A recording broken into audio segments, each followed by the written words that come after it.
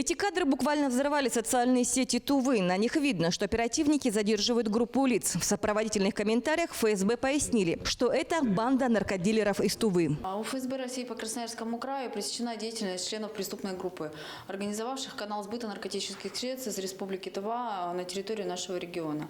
В ходе проведения оперативно-розыскных мероприятий было установлено, что данные лица на протяжении длительного времени занимались незаконным оборотом гашиша на территории региона. Известно, что один из них является сыном высокопоставленного чиновника органов власти Республики Тыва.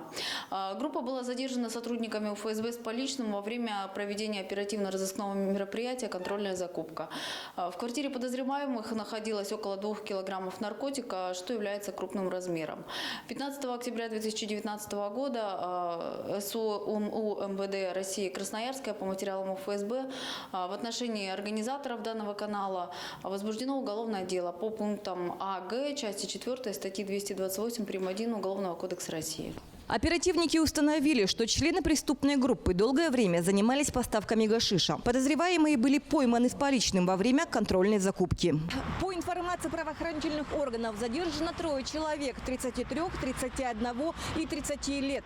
Сейчас они находятся под стражей. Имена в интересах следствия не разглашаются. Однако известно, что сыну тувинского чиновника и его банде грозит до 25 лет лишения свободы. В тувинских социальных сетях разгорелась целая дискуссия. Пока некоторые гадают, кто же этот сын высокопоставленного чиновника, другие вспоминают случаи, когда в руки силовиков попадались чиновники с наркотиками. Так, в 2006 году брата одного из влиятельных людей Тувы задержали в Красноярске. При нем было обнаружено почти 3 килограмма наркотических средств. Кстати, его осудили на реальный срок, но потом его отпустили. И это не единичный случай. Мы будем следить за ходом расследования. По сообщениям пресс-службы ФСБ Красноярска, скоро будут известны имена всех наркоторговцев, которые были задержаны, в том числе и имя сына чиновника. Альмира Синди, Культыгин Ашина, 8 канал Тыва.